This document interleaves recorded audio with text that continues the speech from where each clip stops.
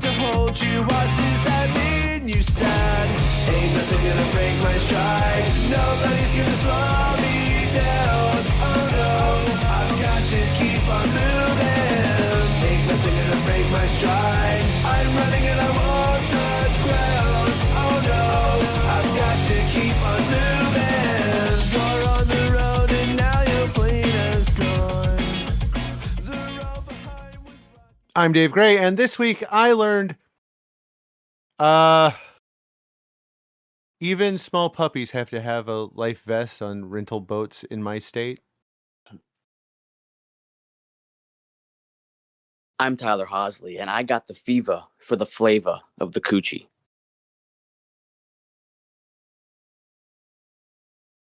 I'm Kevin Matthews, Scottish film fan living in England, and this week I thought I'd done myself so much mental and physical damage that I'd actually teleported back to the early 2000s. But it was just another Tyler pick. That's the way that works. And this is Readers of a Podcast. Yay! Now, grind is not 2000s enough to cause a wormhole. Unlike, say, the boardwalk scene in Lost Boys, where if you project it large enough, you can walk through Corey Haim's white jacket suit and end up in 1980s California. That's a fair point. I didn't get much seen this week, but I owe you guys from last week, so I can include that because I was away doing stuff, and other people have mentioned the stuff I was doing. I haven't listened to the Guy Pearce special yet, so I don't know if you spent the whole time mocking me or if you're like, hey, Kevin's away doing a marathon and we're here while he's still absent, and then carried on. Did you just mock me? Did you make up some tale? Both. I'm gonna find out good. because I mean, Yeah, it you is are gonna find scheduled in my listing. Yeah, no, you're fine. We didn't mock you.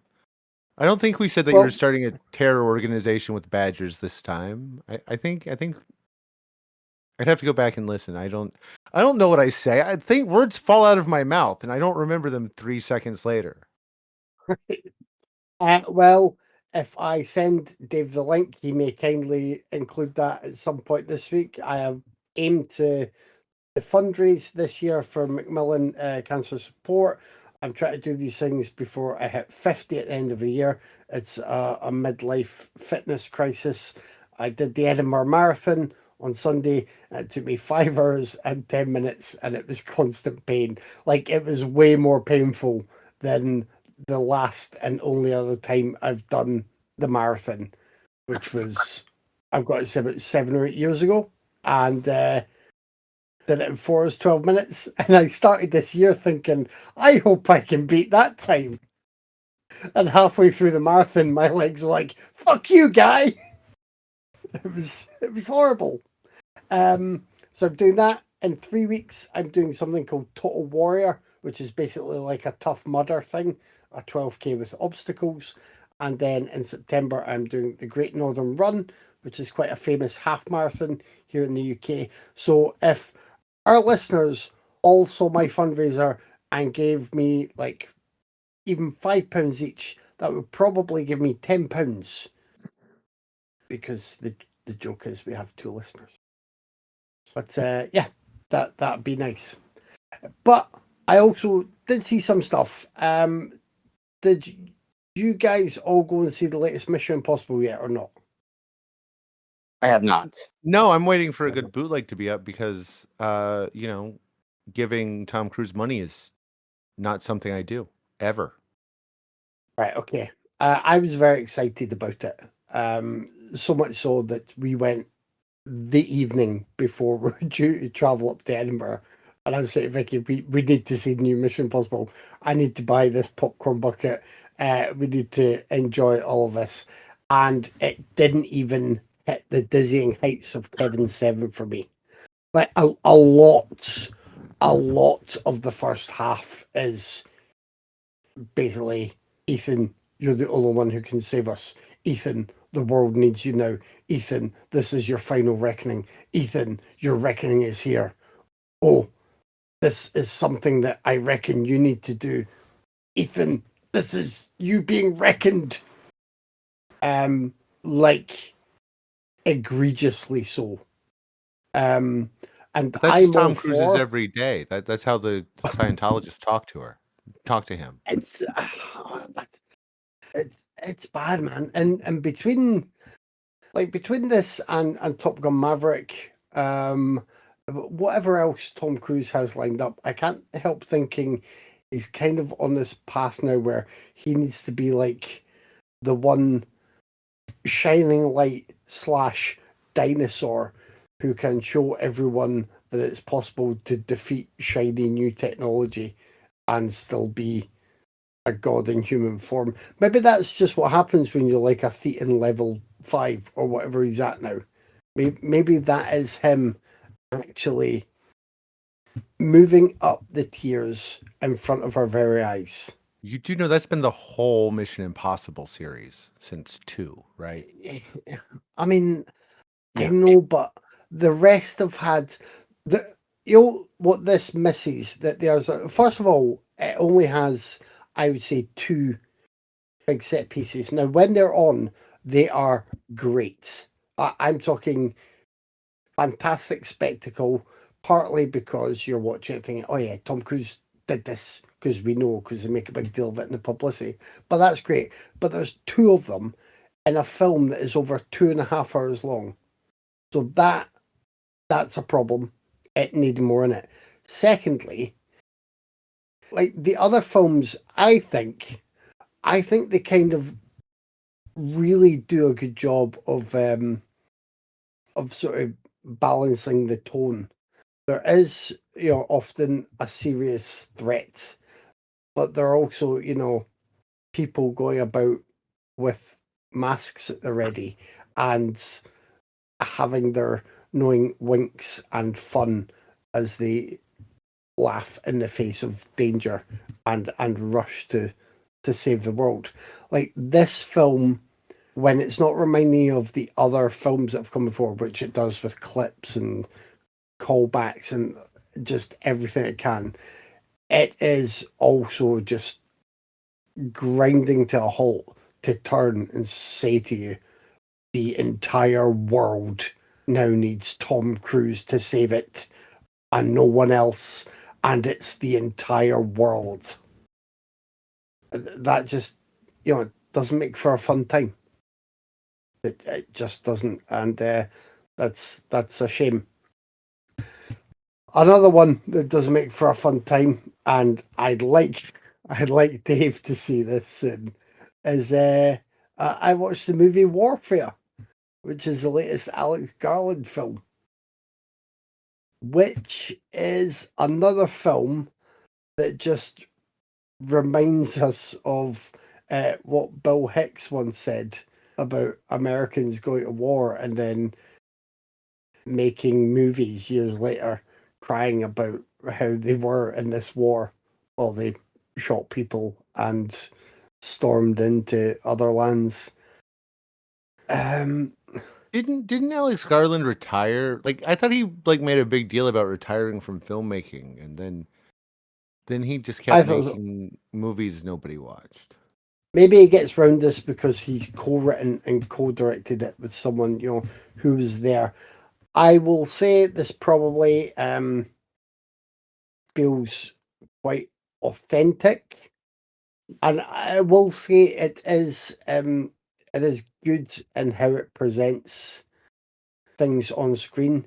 You are basically stuck in a location with a group of soldiers who are in Iraq, but I just couldn't shake off that feeling that, all right, this is a film about, showing people it was really bad to be there, and you won't know. It's another sort of welcome to the suck film, but also, yeah, just it's in a pile of them now that have been piling up. in the stack of movies just titled "These are the movies Bill Hicks said you would be getting." Yeah, that's what it is. And then I watched Horror in the High Desert 2, Minerva. I can't remember if I mentioned that before. I was not a big fan. Apparently, the next one gets better, and I'm intrigued to see how the lore develops. Have either of you guys watched the Horror in the High Desert movies? I know Lucas, who I think sometimes listens to us, is quite a fan of this series. I saw I- the first yeah, I one, haven't. and then I just kind of forget about the others.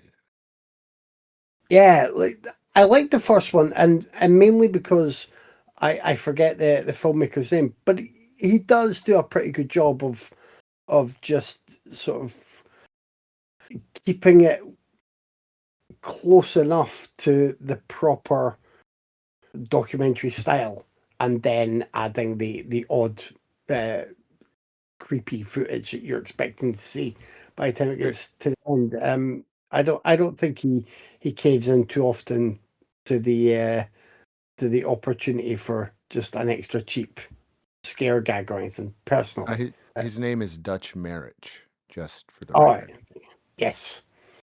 I like the fact that he certainly has some self-restraint, but I think when it comes to the second one, at the moment, it was a bit too much self-restraint, and the whole thing kind of feels like either a bit of a tease for the next film or a bit of a placeholder. And as I said in my review, if I wanted to watch a film that just felt like a bit of a placeholder, I have about 8 of the Marvel movies from the past few years that I can watch for that. And last but by no means least, I watched a modern masterpiece that I gave 5 stars to on Letterboxd. It's a 10 out of 10 banger. Dave, can you guess what that is? It is, I believe, officially from 2022.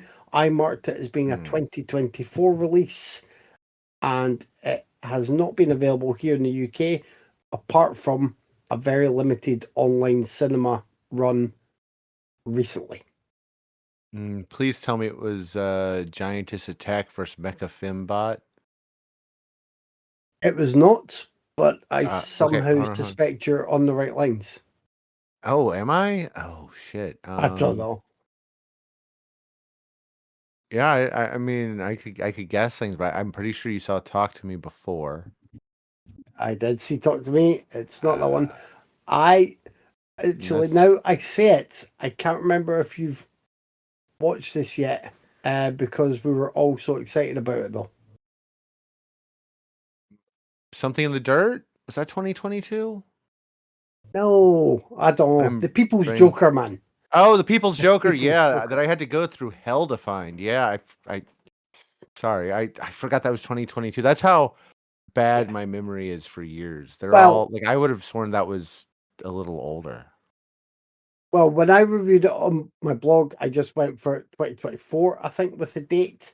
And it's obviously been around a while, and there were some issues for it getting released for obvious reasons. But I figured I would go with last year's date because that's when it seemed to get more exposure anyway, and to be properly doing the rounds, because I know there were limited cinema releases over your way, and I was just waiting for any chance to see it here. So it was a pay what you can screening opportunity, and I thought, yeah, I'll go with that. It was a feature, and it was a Q&A between Oh, it had the writer-director Q&A? Mayor Drew.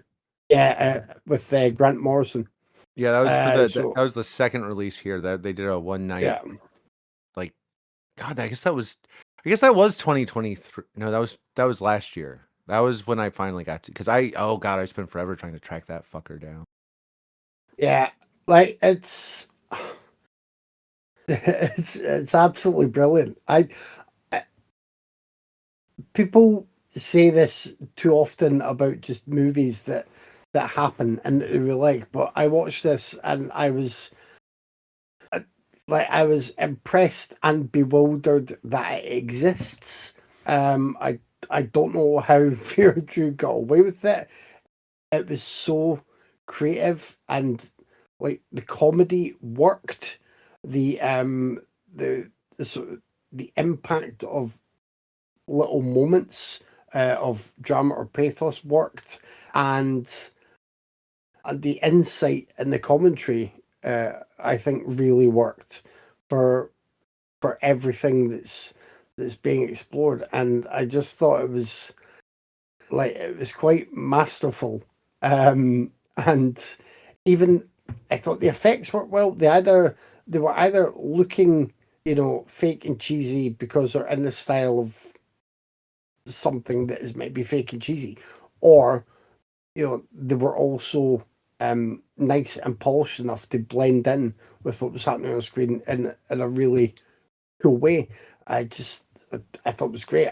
I liked the music, I liked the costume design, I mean everything. But Vera Drew is a phenomenal talent. They take on the central role as well, and yeah, I thought it was. I was absolutely blown away by it. So I know you're a fan, aren't you, Dave? Yeah, I dug. It's been on my list to show to you guys, but it's still like even over here, it's still not the easiest to obtain because I don't want to steal it. Yeah, exactly. So I mean, if we'd had an easy opportunity to see it sooner, like I was tempted to pick it for the show as well. I kept checking like Apple and Amazon and all that. I was just like, well, if it becomes available for a rental, we could watch it because it's the kind of thing that I'm sure we'd love to at least discuss, and hopefully if we all enjoyed it, we could champion it. But I couldn't wait around, and that limited opportunity came about. I was like, right, I'm going for that. That's something I've waited long enough. Yeah, it was every bit as good as I hoped it would be, and also even better. And I was, don't. yep. I don't mean to interrupt, but I did see that I don't know if it's currently on Mubi here or it's about to go on Mubi here. But if you have a Mubi subscription in the US, go look for it. Oh, nice. Mubi does have a knack of getting the treats in there quite often. Tyler's just a big Mubi fan for. Was it? Did Honora go on there? Did they help with that? Oh, I can't. No, that the Substance. They did the Substance. Yeah, they did the Substance. Oh yes. Sorry. Criterion got Honora over here. Yeah. That was me. That was it. No movie marathons, just a marathon and other movies around it. To piggyback off of Kevin's Mission Impossible chat, I'm actually going through the Mission Impossible series because I haven't seen any past the third one. So I rewatched 1 and 2, both of which I love. 1 is such a great spy thriller, way more low key than anything that follows. I mean, that hanging by the wire scene is still such a great fucking scene. Crazy tense, and it just shows you that Brian De Palma is a fucking master. That movie is so good. I love the first Mission Impossible, and 2 is just like a completely different beast of its own. It's the most John Woo thing to ever John Woo. It's amazing. It's wonderful. Also, massive points for that Limp Bizkit theme song because yes, I fucking love that song. But yeah, I love 2. I don't know how anyone can hate 2. It's just so goofy, and there's doves and there's slow motion, and I watching that movie now, if you kind of sped that movie up, the movie probably only be like an hour long, but it's amazing. I love it. I love John Woo, and I love Mission Impossible 2. It's a blast. I'm gonna try to watch 3 next week. I haven't seen 3 since the theater, but I remember really liking that because Kerry Russell is in it, and Kerry Russell's amazing. But I haven't seen 3 in years, so. Were you gonna say something, Kevin? Yeah, I was just going to say I also really like that Limp Bizkit song for 2, and I think, is it only that one and Friction from Imagine Dragons that are, I think, good songs, but also use obviously the Mission Impossible motif through them. I think like they should have had that through every film a band doing a big number with the musical motif running through it. Like, Mission Impossible. Yeah, Mission Impossible 2 had an amazing soundtrack. It had like Rob Zombie and just Metallica's on there. That soundtrack's fucking incredible. I love Mission Impossible 2. Like I said, I don't know how anyone could hate that movie. It's just it's a blast. But John Woo's, I don't know, he's awesome. I love John Woo. Besides that, I just been powering through Ray Donovan.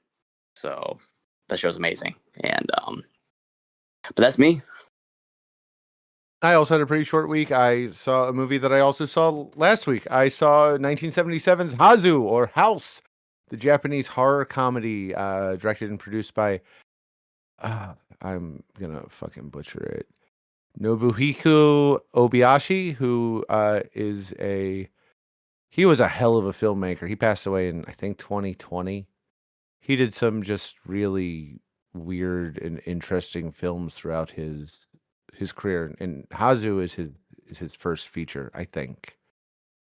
I think before that he did shorts and he did commercials. But like the rest of his career, he did some great stuff. Take Me Away is a blast. IRU, You Will Am Me is really good. Like he did The Island Closest to Heaven, Lonely Heart, His Motorbike, Her Island. I mean, like all the way up to I think his last was his last film Hana Tagami or Labyrinth of Cinema. Anyway, even all the way up to his last films, they are enjoyable and weird and a really unique voice. And I love House. It is fantastic. And I got to see it on the big screen. I took Killa with me. She loved it. She'd seen it before. That's why we watched it last week, because, I believe that she should be able to decide if something's too much for her, but having her freak out in the middle of a theater and run away if, something wigs her out is not ideal. So sometimes we'll pregame stuff we're iffy on. So that's what we did last week for this viewing, and she loved it. I loved it. Everybody loved it. It was a blast. I also watched the newest Final Destination Bloodlines, which Tyler, I meant to message him about, but I accidentally messaged Craig about instead. My bad. I'm sorry, Craig, who's not here because of this. It drove him into hiding while he plots his revenge. I didn't like it as much as T. I wanted to like it more. I think my problem is some of the kills had a really fun setup, right? Especially the one with the jogger. Oh yeah, Mhm. that scene is so good. That's the best one in the movie. But they all ended the same, with a really bad CG head wound. If that's a spoiler, I'm sorry. It's Final Destination. You knew everybody was going to die, and now you know how. And I'm sorry. And that's my problem. Like, it doesn't like really embrace it, and it keeps going to the same thing in the end. I just want to know. So I was watching it, and like they telegraph something bad's going to happen in this place pretty hard. All I could think was, like, I would run from that place because it was obviously put together with bubblegum and adhesive medical strips by opium addicts in a rush. So, like, if I got up there, looked around and went, and noped the fuck out, would death be coming for me because, like, I have common sense? Is it not so much visions, but common sense that people have when they see, a shitty made thing that death is getting them for? I I don't think at know. that point, Death is just at the side. He's one of those. He's just one of those guys with a little hat and a clipboard, and he's like, "No, it's fine." He's telling you that it passes all the health and safety checks. That's what Death is busy doing at the moment. Nice. Yeah, I didn't dislike it, and I'm glad to see Final Destination, because I love the Final Destination movies. the rest of the series are just so ridiculously over the top that they're a blast for me. But this one, I don't know. It was missing something. Like, I mean, even and every time I was like, yes, I'm ready for something fun. Let's do something ridiculous. And then they didn't do the ridiculous that I wanted. Now maybe it's me. Maybe I have too high expectations for Final Destination 6. I mean, that could be it. Richard Harmon stole the fucking show, though. Am I right? He's so good in that. Oh movie. yeah, he did. He really did. Tony Todd actually said that they'd be filming 2 sequels back to back if this did well, and this did do well. Tragically, Tony Todd will not be in them. But I'm curious to see. I'm really hoping that they have, since this did well, they will really just up the game for the sequels. Just really embrace the crazy, and not just go, here's a head wound again. Like, I did they just think it's it's. I appreciate the fact that I wasn't really surprised, but obviously they were still trying to throw enough things around that people would be surprised. You know what I mean? But if you've watched them all, you know that you're on the lookout for something in that mix that you can't immediately place as being the most deadly component. Do you know what I mean? Yeah. But I appreciate that they were still trying with every sort of, extended set piece. Yeah, they were still trying, but I guess my problem is all of them are ultimately just a little too obvious in this one. Like, there's no really ridiculous, oh wow, I couldn't see that coming before it started, Like, it's all like, here's something that happened. This will definitely pay off in 10 seconds. It's like, okay. Like, I think my favorite bit was the one that didn't even result in a death, where it's like, oh, well, that was a fun setup. Oh well.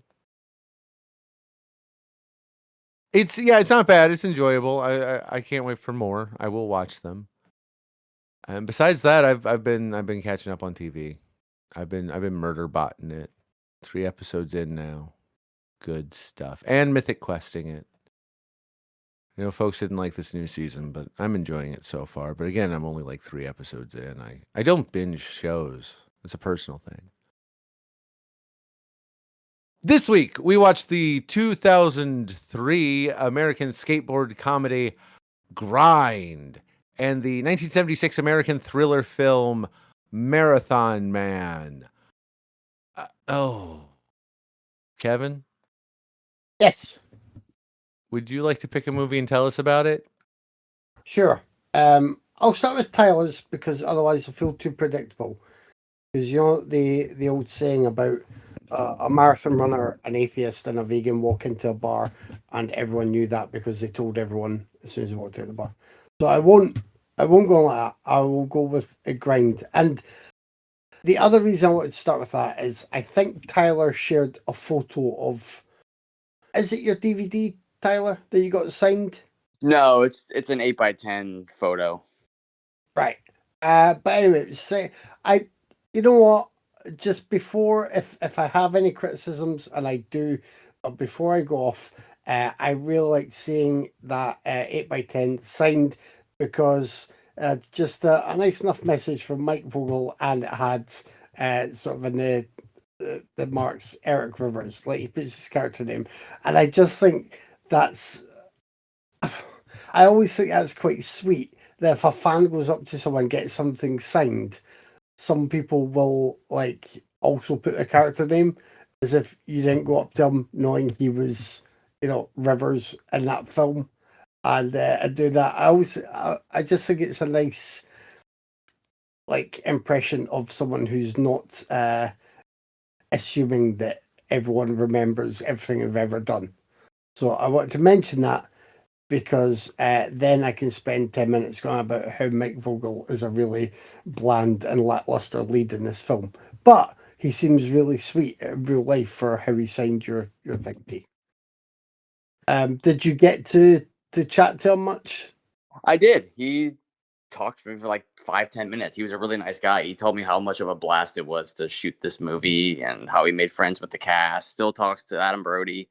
But yeah, he was such a super, super sweet guy. Really nice. He mentioned that one of his favorite movies that he did was Texas Chainsaw Massacre. So, and working on Bates Motel, he was really good in that too. So, but yeah, he's a super nice dude. Nice. Yes. Yeah. I mean, I just, unfortunately, I didn't take him as the lead in this, and I don't think I've really enjoyed him in any main roles in movies. I can only think of this. Wasn't he in Stone? Cloverfield. Wasn't he in Stone? Wasn't he Ian Stone? The Deaths of Ian Stone? Oh, I don't know. Do I know that one? I don't remember him in that, but because in my head, sitting down, that's the one that pops up as being, oh, he was okay in that, but maybe I am thinking of someone else. I've not seen that. He was in Fantasy Island, and there's no excuse for anyone that was in Fantasy. He was in the MTV remake of Wuthering Heights. Yeah. You know, Tyler, I've not got around to that one yet either. He was in the remake of Poseidon Adventure also, and we covered him. We covered him a few years ago too on another one of my favorite movies, 2005, Havoc. He was in that. He was Anne Hathaway's boyfriend. Wow. It seems quite bizarre that Arrow Video are just like releasing a 4K of Poseidon. They're running out of movies. He was in The Deaths of Ian Stone. He was Ian Stone. He was good in that. I think that's probably his best performance I can think of. Wait, is that After Dark Horror Fest movie? Yes. Oh shit, don't even remember that movie, but I watched it when it came out. I don't remember. I watched every one of those when they came out, but I don't remember like hardly any of them except for like Dark Jamie Ride. Murray in it, so that's why I remember. And Christina Cole. I have reasons that I remember, and they're not him.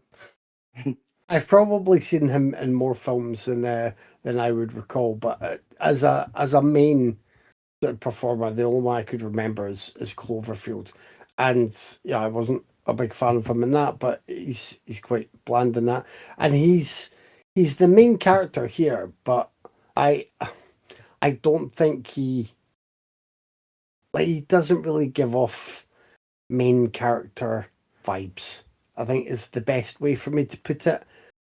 I don't know why, but it's almost like he just doesn't have it.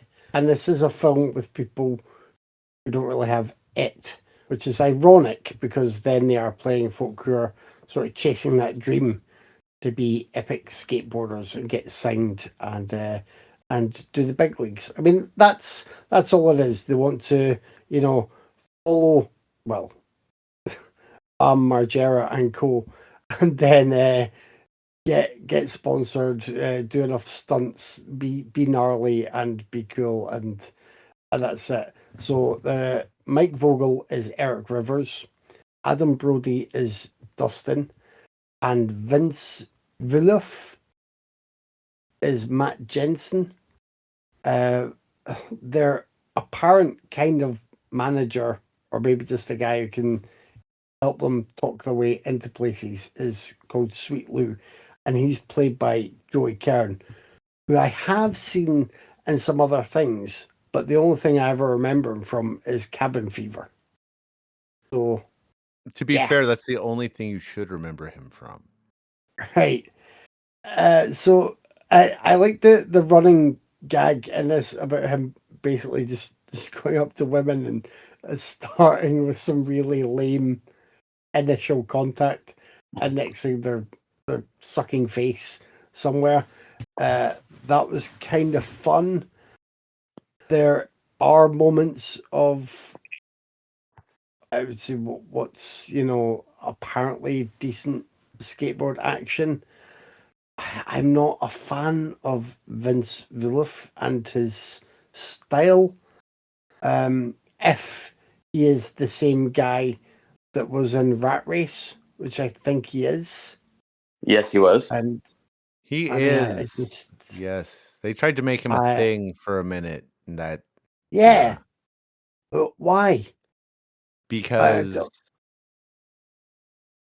just because. really, why? Like, what did he? What did they think he would bring to I what wherever they wanted to put him? I don't I need answers, Dave. I don't I believe one of his parents was a casting director. That I mean, that is an answer. So yeah, that'll Now, do. So I could be I'm not. wrong, but I think that's what it was. But I could be getting him confused with someone else. Let's say there's a central, quartet here. I'm not a big fan of Vogel. He's not offensively bad. He's just not really able to pop in the way that I thought a leading man would. Joey Kern has that fun running gag with women, and Vince Villiff is once again annoying as he has been in other stuff I've seen. So that leaves Adam Okay, Brody as Dustin. hold on. I was wrong. He was just lucky, I guess. Oh, He made friends with an agent who was connected, apparently. wow. Yeah. I like Adam Brody in this. I think I've seen Adam Brody in two main types of roles, and one is the generally nice, sort of easygoing guy who is maybe never the coolest, but can be kind of sweet and just kind of fun and kind of funny. And the other is that apparently sweet and nice guy who then hides some darkness to him that only comes out when required in some minor twist, usually in a horror comedy. Those are the roles I've seen Adam Brody in, and I much prefer him as the kind of like properly nice and fun and sweet guy, and that's really what his character is here. So I liked him in this. The other person I should name is Jennifer Morrison, who plays a woman named Jamie, who is here to be the love interest, because she's not really given anything else to do when it doesn't impact the lives of our main characters. I don't know, this was kind of okay, but I wanted like so much more for it. I just wish they'd thrown in loads more skateboard action. Like if it wasn't the main performers doing the skateboard tricks anyway, although we might have done some, but I think that was mainly other people all the time. Then at least just have all the skateboard stuff be kind of awesome and eye-poppingly brilliant.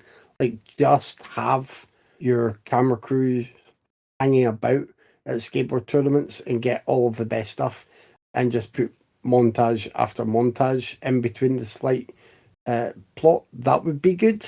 I think that would be better than this.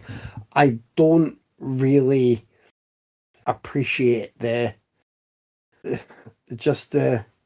loose and slapdash nature of so many scenes here. I know a lot of it was improvised. I looked into like the background of it, and also the fact that the main cast members, in case they did themselves an injury, weren't really supposed to do any I don't know if it was any skateboarding or any unnecessary skateboarding. But I just think like if you're working within those fairly limited parameters, but you want to do a fun skateboard movie, then if you want, still have the fun and the improv bits, pack the rest of that shit out with skateboard action. And there could have been so much more here. Even by the time this gets to a finale, which you know is coming and you know is going to be our hero sort of having a skate off with someone else, it doesn't feel particularly exciting or enthralling or interesting. That is also down to the editing and the like just the way that sequence is structured is really kind of clumsy and almost designed to minimize your interest in the outcome. It's painful when it should be a real up there moment. All they've got going for them in that sequence is you have some good skate tricks when you can sort of see them, but they don't relate to the character. You're just enjoying the skate tricks and you're enjoying the soundtrack. And I know Tyler probably still has the soundtrack on repeat on at least a weekly basis. It's true. Yeah, and hey, I like a lot of the songs on this soundtrack. Like for what the film is, the soundtrack is great. The soundtrack's got a lot of great tracks on them for that kind of that kind of action. And I love a little choreographed dance moment. I got to admit I enjoyed that as well. That was kind of funny. To was it Bust a Move? Yeah, I think. Yeah. Yep. But I just like something like this should be. I think it should be an easy win, even if you don't have all the resources that bigger or more polished movies should have. Like if you go into that world as someone who's a big fan of it, or as someone who convinces skateboarders that you really want to showcase their stuff and just do something fun, little pack loads of stunts in. I don't see why it couldn't be an absolute blast, and this doesn't do that. And it's 2003. I just don't know. Like, is that, was it made because skateboarding had a big moment over Uruguay in 2003? I mean, I guess it's never really gone away for skateboarders over there, but it feels like too late to sort of catch a fad and not invested with actual authenticity and love for what it's looking at. Do you know what I mean? I mean, T, you've sort of rolled around on a skateboard, I guess, all your life. Yes. But skateboarding. But were the early 2000s a particularly big time? It was. Skateboarding got really, really popular again in like 2000, 2001. I mean, I did it in the 90s, but fucking it got huge in like the early 2000s, just massive. Once Bam started making like skateboard, did his own little company and stuff, it got massive. Actually, yeah. I mean, now you say that we're of the time where there's Bam, where Jackass come up, there's the Tony Hawk's. Yeah, it kind of all comes together, doesn't it? Mm-hmm. It converges into a big moment for skateboarding.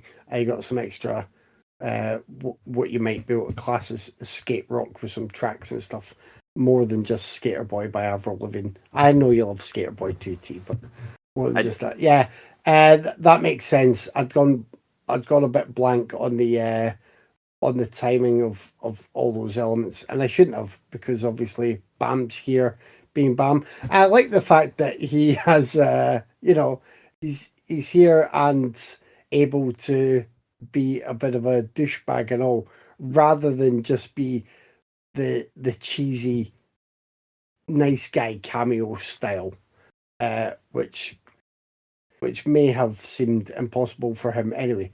I don't know, but it's good that he was able to be a bit shitty to the main character at one point.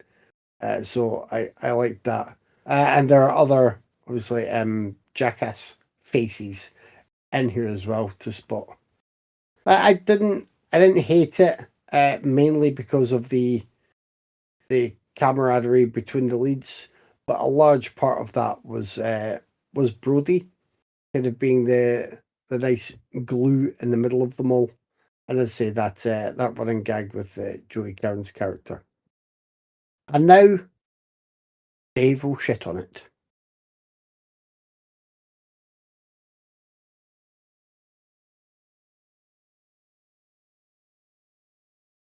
Dave?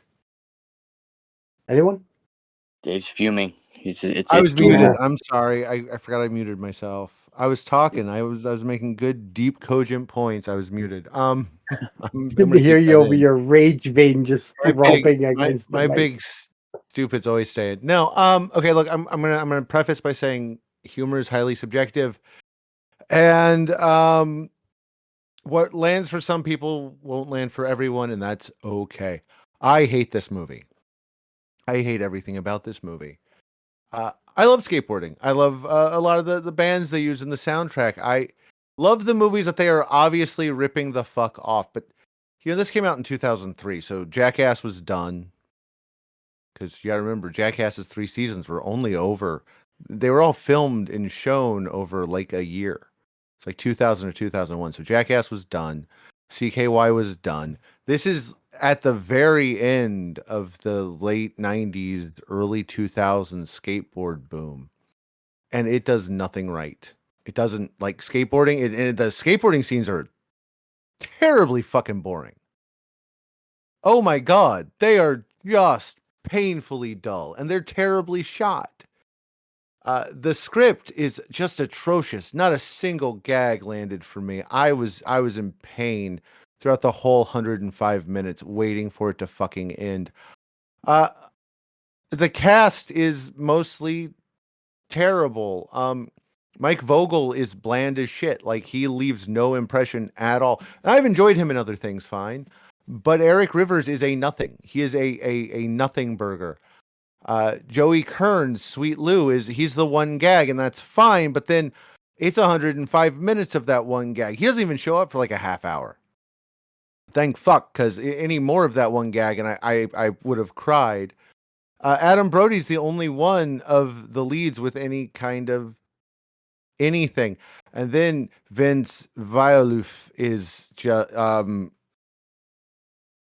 his performance here is a crime against art and humanity and reasonable, rational people. And the fact that no one beat the living shit out of him on set for it is also a crime against art and humanity. It's an atrocious fucking performance. Maybe I hope he's in a good place now because apparently he's retired and he went to do the whole I'm finding myself thing, and I wish him luck. But if you ever see him in public, you should mock him for the shit show that is this performance. He deserves it. It's atrocious, and it's not just atrocious in an atrocious way. It's atrocious in a going out of my way to be the least interesting but most desperate jackass you have ever met kind of way. Yes, it's a character that we got a lot at that time period. It doesn't make it better though. There's no wit, there's no humor. It is just you can tell some elderly corporate dude when this is what the kids like now. Do it more, Vince. And Vince went, "Oh, thank you, my corporate lord. Give me money. I'll do whatever horse shit you want me to." And he did. And he's atrocious. And the rest of the movie is just wasting people. Jennifer Morrison is wasted. Jason London shows up. And it's actually probably his best performance ever because Jason London is fucking awful. Summer Altris pops up. Wasted. Bam Margera is even wasted. Aaron Murphy is wasted. Stephen Root has a cameo. Wasted. Stephen Root is great. Christopher McDonald, hilarious. Especially at that time, height of his powers. He's got one scene and he looks in pain and ready to run the fuck away from it. It's fucking terrible. Brian Poison shows up. Totally wasted. Brian Poison is brilliant. Dave Foley is fantastic. Wasted.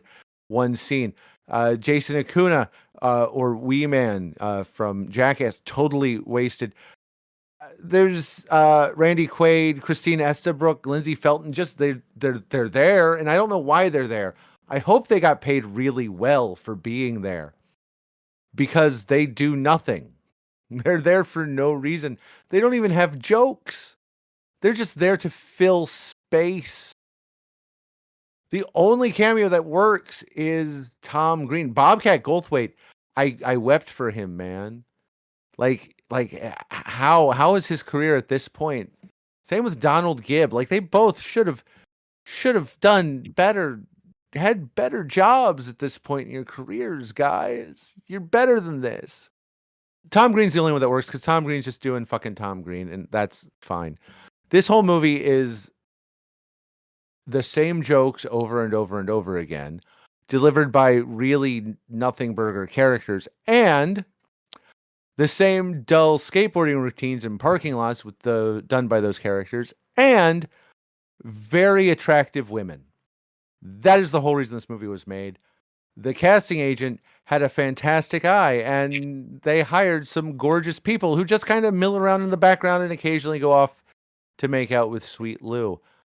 This is the same year that what's it called? I will think of it. Spike Jonze and Ty Evans skateboarding video, Yeah Right, by Girl Skateboards came out.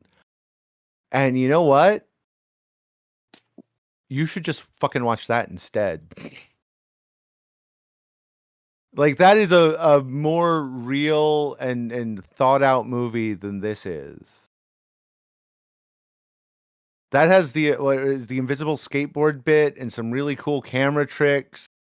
I mean, that's a fun one. And the Owen Wilson cameo fucking works. It's a better skateboarding movie that came out at the same time.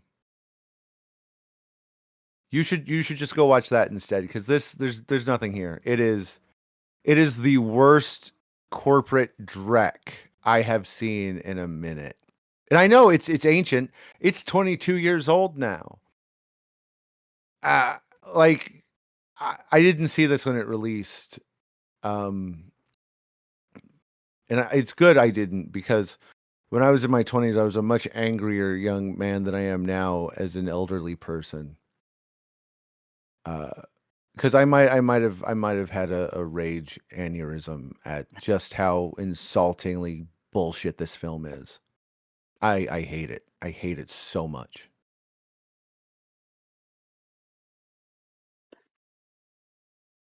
So Grind was one of the very first movies where I saw in theaters and instantly walked my ass right back into the next fucking showing. Did I pay? You never know. You just have to ask the Orange City Theater, which is not there anymore. So does it really I matter? know you didn't. You were tiny and wee, and you just snuck underneath people's legs like a fucking Little Rascal sketch. I did. It is so true. And the But theatre's not there anymore because they didn't have enough paying patrons. Are you happy with yourself, Tyler? look what I did. It's the same theater I saw Titanic 12 times in. So, And he only paid for one of those. We know that. Well, when you're a child, you don't have any money anyway. So how else are you going to see it? You just have to sneak in. No, in all honesty, I had a family member at the time that was married to another family member, and she was the manager of that theater. So I just kind of could go in and out always. So that was a fun little moment in my life. Wait, but before you move on, did Tyler just admit that he's his own grandpa? no, it was I considered her a family member, but she was just married to someone that it's a weird situation. Okay, I'm sorry, I didn't mean to. It's nothing incestual or anything like that. It's just fucking it's a long story, but I considered her a family member at the time. But skateboarding was as you guys know, it was such a massive part of my life for so many years growing up. Still is, and I still can. I'm just old now. And if I get hurt, I'll never get up again. But this movie is the ultimate 2003 skater era time capsule, from the soundtrack to that fucking wardrobe that the characters wear. I mean, there's so many times I'm legit looking like the fucking Leonardo DiCaprio pointing at the TV meme saying, "Oh shit, I had that Etnies shirt," or "Oh fuck, I had that independent truck company shirt." I did that so many times throughout this movie.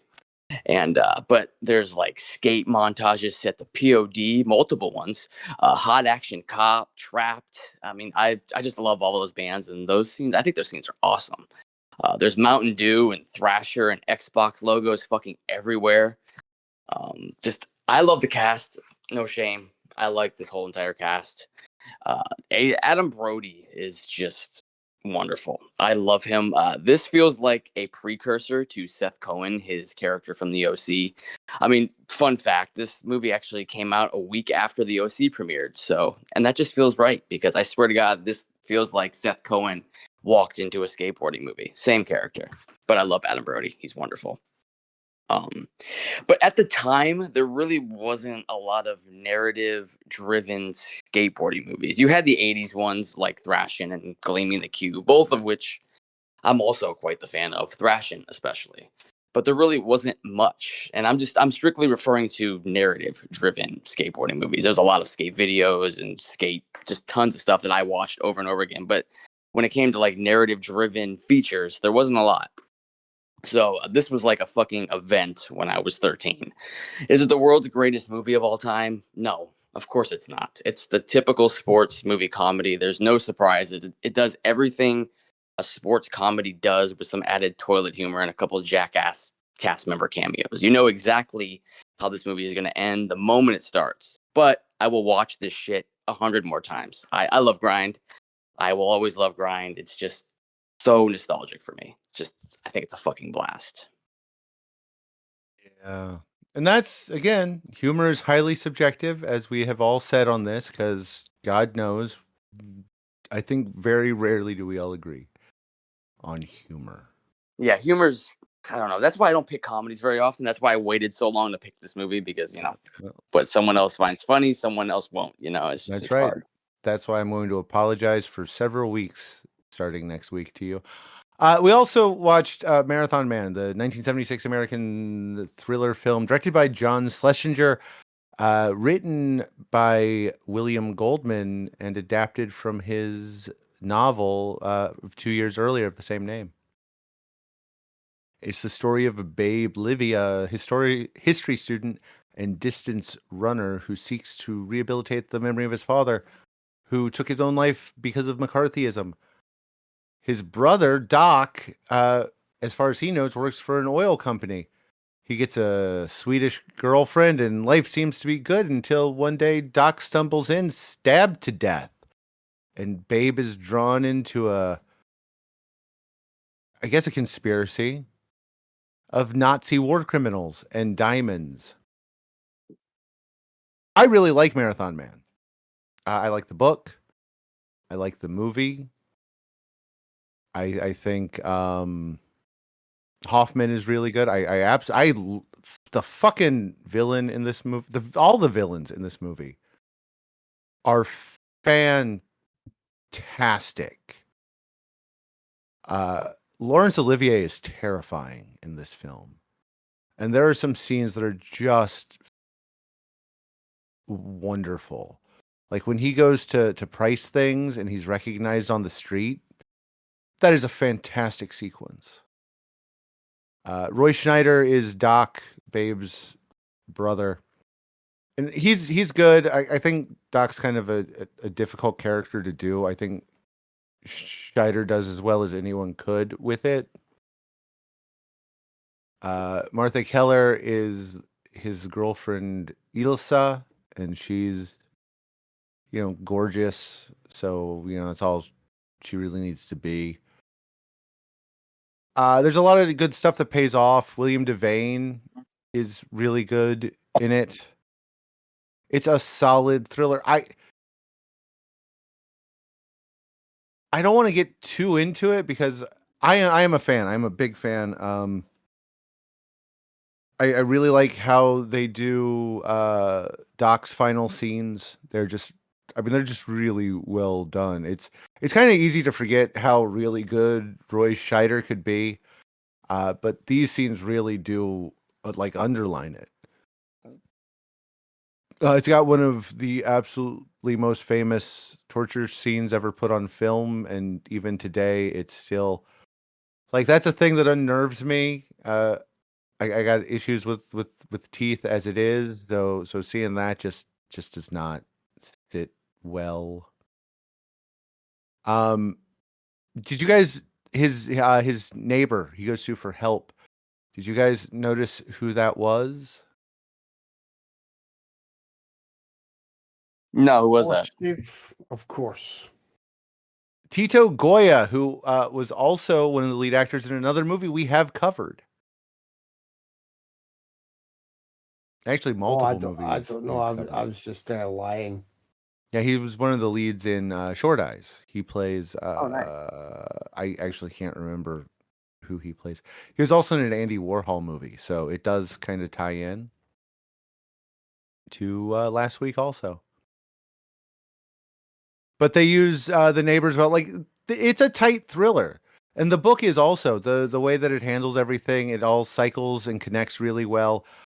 Tragically, the popularity of this would also be what killed William Goldman's writing career, because 12 years later he wrote a sequel, which no one wanted, needed, or should have read, which caused him to stop writing books because even he hated it. But Goldman gave us this in The Princess Bride, and as far as I'm concerned, like the dude knocked out at least 2 fantastic books and 2 fantastic film adaptations. I like Soldier in the Rain also, the book. I haven't seen the movie. There is a movie though, which has some weird casting that I don't, I have questions about, but I'm probably not going to see the movie unless one of you bastards makes me watch it. It's a good one. It's well worth checking out.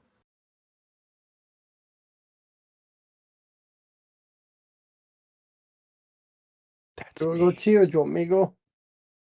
Go ahead. You can go. Okay. I have I've watched Marathon Man a few times now, and yeah, I'm a fan. It's a shame that Craig missed this week because I know that he would have spent a good 10 minutes just reminding us of how good William Devane is and how he deserved to have a much better film career. I know he's had a very He's good not career. wrong. And he's done some great TV work as well. But yeah, I mean, William Devane is just, yeah, I love every time he's on screen. The hooded eyes, the gleaming but dangerous grin that he has. Absolutely love him. I first watched Marathon Man because obviously you learn about the torture scene and you're like, I want to see this film where someone is tortured in a dentist chair. What's going on? And then if you're like me, you watch it at an age where you are wondering what's going on for the first half of the movie, can't really be bothered because you want to get to the torture stuff. And then by the time it ends, think, well, that was all right, but there was a lot of weirdness around the torture stuff. Then you revisit it a few years later when you're prepared because you know it's, not just the torture stuff, and there's a lot to get to through there. You've forgotten all of the twisty strangeness and you appreciate it more, and also still appreciate the torture stuff because it's really effective, and yet just get a better handle on it. And then you can rewatch it anytime. You remember the main plot points, the beats, and you can just appreciate I mean, Hoffman and Olivier are both great, I think, and I like Scheider in this role. It's I know it's a really good supporting role.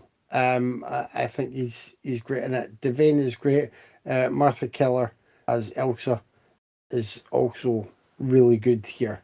I think they're all good, and this is a film that gave us that apocryphal tale, which I remembered seemed to have been debunked. So I looked it up, and it was Hoffman preparing to run and always running and running before scenes, and Olivier saying something to the effect of, have you tried acting, dear boy? And apparently Hoffman cleared up that his character had been up for a day or two, and he had also been up for a couple of nights because I think he'd been partying a bit too hard. And Olivia had said something along the lines of, just just stick with the acting. So I think we all agree, print a legend in that instance. So it's a great one that's done the rounds for years. But Hoffman, like he feels right in his role. The material is pulpy thriller stuff with some really big weights kind of clunking into the middle of it.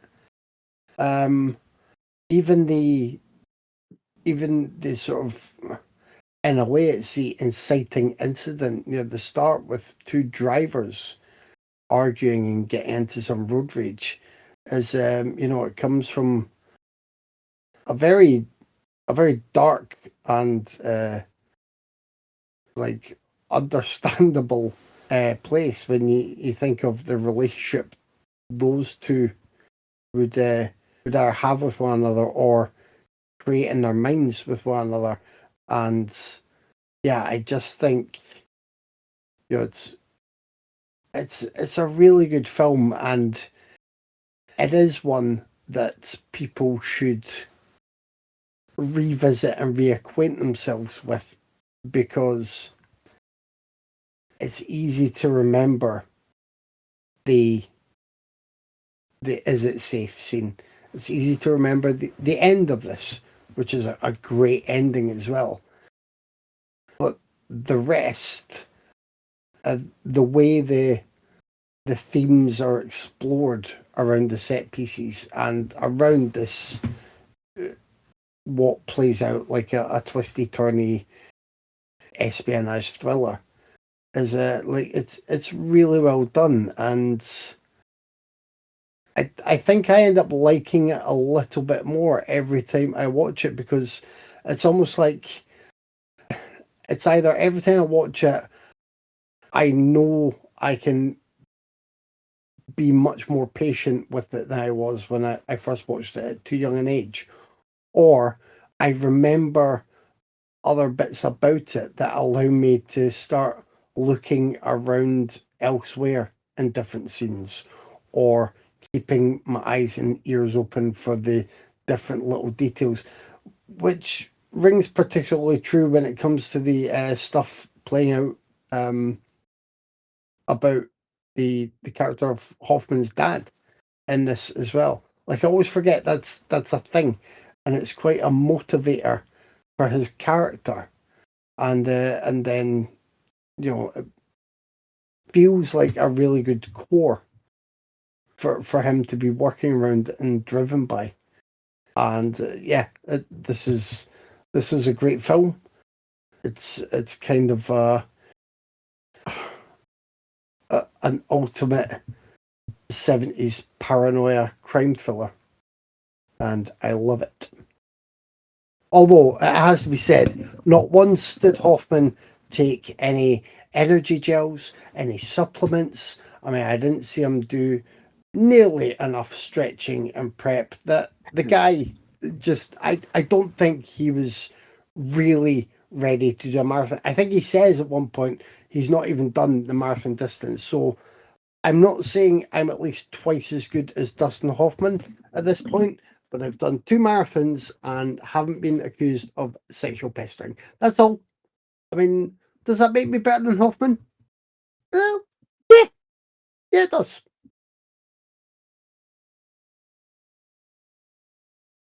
Alright, that's me. The very first time I saw Marathon Man, I didn't really like it, if I'm being totally honest. But that was like years ago, probably over 15 years ago I watched this. So I rewatched it about a year ago for Dustin Hoffman because I love Dustin Hoffman. He's always fucking great. And I thought it was fantastic the second time around. Hoffman is brilliant here, as he always is. Laurence Olivier is fantastic as an evil ass Nazi doctor. So good. The dental torture shit in this movie is fucking nightmare fuel too.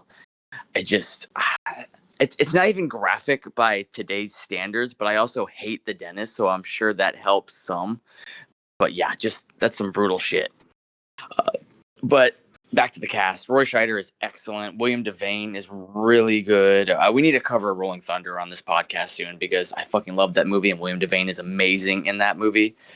The script is great. It's complex, yet fairly easy to follow for the most part. It's twisty and super dark, compelling and tight. It's got all the right ingredients for a perfect 70s paranoid espionage thriller. And they nail that shit here. It's got some tiny pacing issues towards the middle, but that's just a really small complaint. Just really, really small. But I say it every single damn time we review a film from the 70s. But that is just the perfect era for cinema. I felt like filmmakers didn't give a fuck how dark and bleak they got, and this movie is just, it's so good. And this filmmaker also made Midnight Cowboy and Eye for an Eye, which two movies we also need to cover on this podcast because I fucking love those movies so much, especially Eye for an Eye. That movie is just wonderful. But Marathon Man is great. It's just a shame it's up against Grind this week. It's just, the heart wants what the heart wants, and it's not Marathon Man. It's the Grind. So I'm going to ask, and I already know the answer, but you guys have not we've not read the sequel. book. Do you want to guess what the plot for the sequel is? Has he accepted that he's not done the proper training for a marathon and is just signing up for a 10K or a half marathon? No. His stabbed to death brother wasn't dead despite laying on his floor for 3 hours, gets a new face, loses his fingerprints, and becomes the ultimate assassin.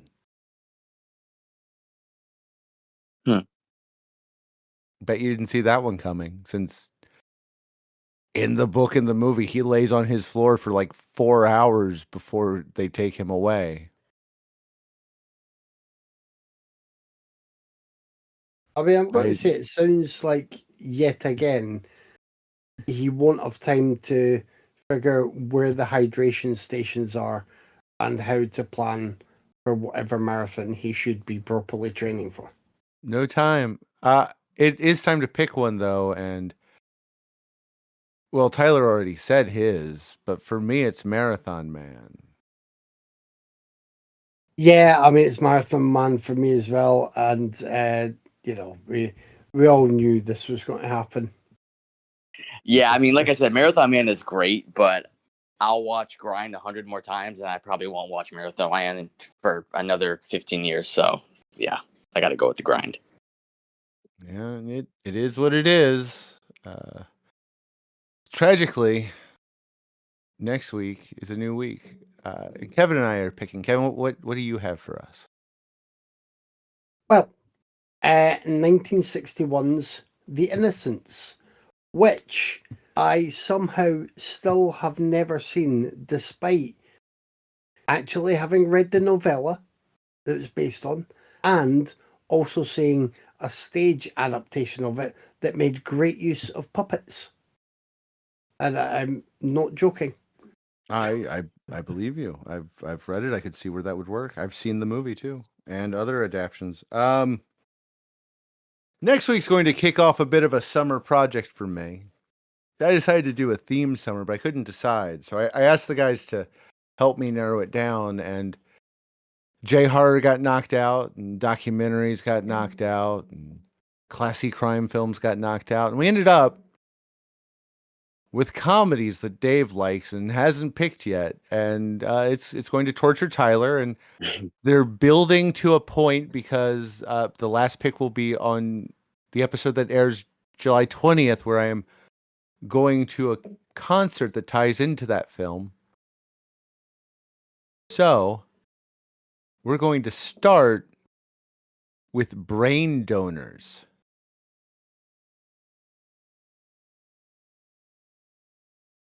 And it's going to cause Tyler much hurt. And I'm sorry in advance. I have never even heard of that one before. Oh, really? It is a pseudo Marx Brothers type movie. Oh, there you don't have to say more. Oh boy. Yeah. Oh, there will be Marx Brothers movies before I'm done. It's from It's a 1992. cruel summer. It will be a cruel summer for you. It's written by Pat Profitt, who was a big comedy writer in that era, and it stars Stanley Tucci. Not Stanley Tucci. I am so sorry. John Turturro. My brain just kind of did a stupid, but my brain always does a stupid. And in order to celebrate the pain you'll be feeling this summer, Tyler, would you like to give him to business? I would love to. We're on Instagram, Raiders_of_the_podcast. We're on Facebook, where I sometimes remember to post stuff on Wednesdays. We have a YouTube channel where you can like, subscribe, and comment on Kevin's awesome videos weekly. We have a Discord. We have a Blue Sky, and you can always email us at raidersofthepodcast@gmail.com. Oh, man, he's got that down to an art. It is I do. beautiful. I do. Yeah. As always, thanks for listening. Thanks for joining me, guys. I'll talk to you next week. See ya. Yeah.